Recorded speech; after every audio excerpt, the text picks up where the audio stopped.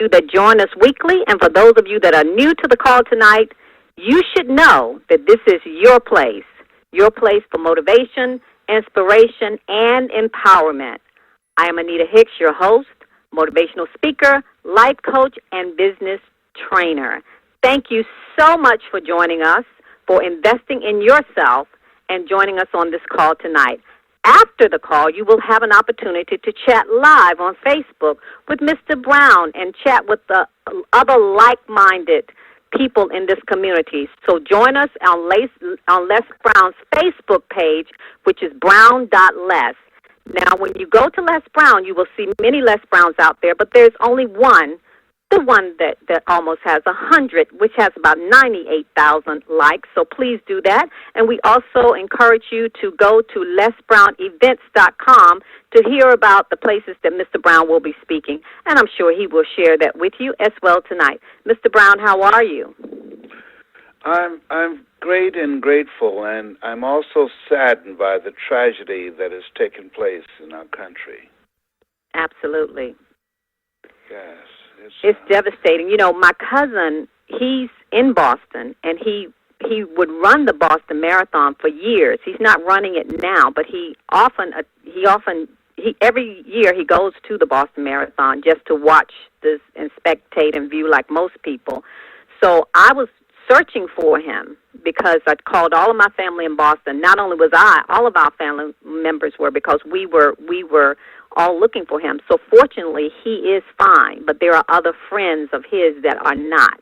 So I, too, like you, am a little saddened. So with you, my prayers are for Boston as well. Yes, this type of tragedy and the kind of mind, we can't even fathom what kind of mind that can conceive of doing something of this nature. And this is a time where our prayers go out to the victims and their families, and we just pray that God would give them the strength to make it through this experience. Absolutely. Yes, thank you so much. I want to talk to you about when tragedy strikes. Last week, Monday, I got a call from a friend of mine named Robert Boyd. And Robert Boyd was a person that I met many years ago in Columbus, Ohio. He got me involved in multi-level marketing and introduced me to Jim Rohn and different other motivational speakers. He's one of those individuals that had been involved for many years. And we traveled together doing presentations for a multi-level marketing company called Bestline Products. And he called me about a deal, which he always had something going. I mean, probably over the years, over more than 30 years of knowing Bob, I would say that he perhaps introduced me to maybe over 40 multi-level marketing companies. He was a guy that he had the same level of energy and the same level of determination and enthusiasm about a new opportunity every time. It was like the first time he'd ever introduced me to one. And one of the things that as I look back and reflect as I prepare to go to Columbus on Wednesday to speak at his funeral, is that we had no way of knowing that was going to be the last conversation that we would have. That on Wednesday, when we were scheduled to have a meeting, his son got a call from Bob, and he was sick, and he was hospitalized, and Thursday he was on life support, and then he passed the day before yesterday. One of the things that really struck me was that I'm sure had we known that was going to be the last conversation that we were going to have, the conversation would have gone in a different direction. The same thing as the Boston Marathon. that we never know what's around the corner. We never know what's going to happen in the next moment.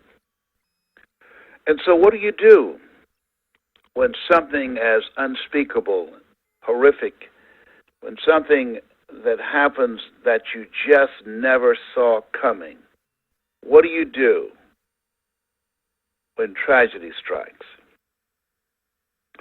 And one of the first things that we have to do, I believe, is that we literally have to pause in the moment to gather ourselves, to connect with ourselves, because we're shocked. I was shocked when I got the call from Kyle, who said, "Would you say a few words to my father? We will put the phone to his ear and talk to him. He won't be able to talk back to you because of tubing that's going down his throat." And I said a few words that I knew that would make him smile, and Kyle said he did smile. And one of the things that we know is that when things happen to us, even though we know that this has not come to stay, the pain that we're experiencing, the grief, the sadness, that has not come to stay, has come to pass.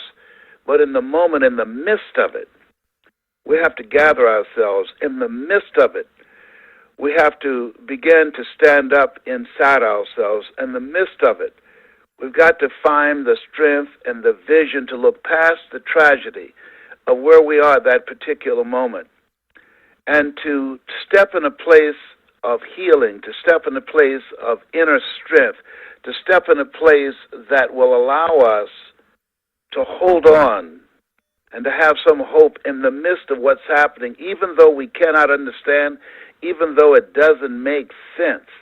That someplace within ourselves we've got to find the strength to weather the storm of that moment, because life is full of them, and it will always happen. It's a part of the whole process of being human. When tragedy strikes, to find the strength to hold on, to find the ability to say, "God, give me the power and the healing to make it through this moment." When tragedy strikes, and it can happen at any point. When we're working on a dream, as Bob has called me about an idea, a dream, a business proposal, and a whole concept that he felt that would take his life to another level, something that he wanted me to be a part of. And that as we look at ourselves and look at where we want to go, I think that what I like about and reflecting on Bob's life, he was in pursuit of a dream. The people who were running the Boston Marathon, that was the dream of many people who participated, people who watched and were witnesses. And what we know is that whenever we're working on something, when we're going through something, when we're pursuing something, there's some power in that. And we also know there are people that are envious and jealous. There are people who would try and sabotage us and try and kill our spirits or take us out. It's a part of this thing called life. And that what we have to do is show up for ourselves in the midst of that. What we have to do is to find strength within ourselves in the midst of it. What we have to do is not try and make sense of it, because we can't. We can't. We can't think like crazy people. We can't think like sick minds. There's nothing that we can say in response to why would something or someone do something like this. There's no answer that we could say to ourselves that can make it okay. And maybe that's when we have to lean not unto thine own understanding. Maybe that's the time that we have to begin to know that there are moments in life that words just sometimes can't comfort us, that we have to just be still in the midst of it. As I was speechless when Carl called and said, "My dad passed this morning." When Kelly Brichard called me and said, her father passed. That things happen to us sometimes in life that all we can do is just be still. All we can do It's just sometimes get silent to listen to our own breathing. We could even hear our own heartbeat, and we just try and find the strength to continue to stand, to continue to move forward in the midst of the moment. And life will bring us those kinds of moments. And the words of Charles Udall come to me now, said in life you will always be faced with a series of God-ordained opportunities, brilliantly disguised as problems and challenges. And that it's easy to have faith and to stand up inside yourself when things are working out. It's easy to be positive and motivated and have determination and drive when things are matching your level of expectation. But when tragedy strikes, where do you run to then? How do you handle it then? How do you keep your head up then? How do you keep your wits then? How do you stand strong within yourself at that particular time? And it's not easy. It is not easy to do that. And so as we look at ourselves and look into the future and look at where we are and look at the rawness and the freshness of the tragedy that we're experiencing emotionally, individually, and collectively, as we look at life and look at what took place at the Boston Marathon, and some people have lost jobs, some people have lost family members, some people have had other things to happen to them in the midst of all of it, we have to begin to affirm that somehow, some way, that we'll get through this. Somehow, some way, we're going to be on the other side of this tragedy. Somehow, some way, we must find the strength and the power and the perseverance and the faith and the patience to keep moving forward, to stay strong and to support each other and to encourage each other and to motivate each other.